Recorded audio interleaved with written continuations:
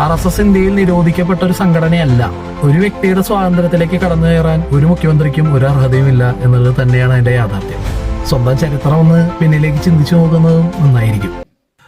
RSS പരിപാടിയിൽ പങ്കെടുത്ത VC-മാർ മാപ്പ് പറയണം, വെച്ചു പൊറുപ്പിക്കുകയില്ലെന്നും മുഖ്യമന്ത്രി.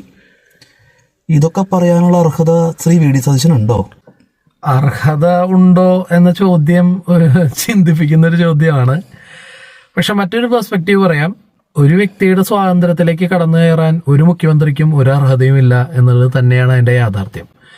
RSS ഇന്ത്യയിൽ നിരോധിക്കപ്പെട്ട ഒരു സംഘടനയല്ല. 1. 2, അവരുടെ ശതാബ്ദിയുടെ ഭാഗമായിട്ട് ആസ് എ ഇൻഡിവിജ്വൽസ് ഇൻവൈറ്റ് ചെയ്യപ്പെട്ട ആളുകൾ ഒരു പ്രോഗ്രാമിൽ പങ്കെടുത്തു എന്നുള്ളത് ഒരു മഹാപരാധവുമായി മാറുന്നില്ല.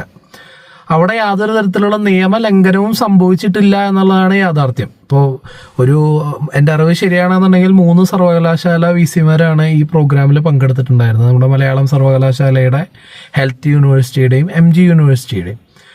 ഈ 3 പേരും ഒരു അക്കാദമിക് പർപ്പസിന്റെ ഭാഗമായിട്ട് അവിടെ പങ്കെടുത്തവരല്ല. അവർക്കൊരു പേഴ്സണൽ ഇൻവിറ്റേഷൻ കിട്ടുകയും അവർക്കതിൽ പങ്കെടുക്കുന്നതിൽ വിരോധമില്ലാത്തതുകൊണ്ട് അവരവിടെ പങ്കെടുക്കുകയും ചെയ്തു. അതുകൊണ്ട് അവർ കേരളത്തോട് മാപ്പ് പറയണമെന്ന് പറയാൻ മാത്രം എന്ത് തെറ്റാണ് അവർ ചെയ്തത് എന്നുള്ളത് കൂടി വിശദമാക്കാൻ മുഖ്യമന്ത്രി തയ്യാറാവണം. പിന്നെ RSSന്റെ പരിപാടികളിൽ പങ്കെടുക്കുക എന്ന് പറയുന്നത് വലിയൊരു അപരാധമായിട്ടാണ് അദ്ദേഹം കാണുന്നതെന്നുണ്ടെങ്കിൽ സ്വന്തം ചരിത്രം ഒന്ന് പിന്നിലേക്ക് ചിന്തിച്ചു നോക്കുന്നതും നന്നായിരിക്കും.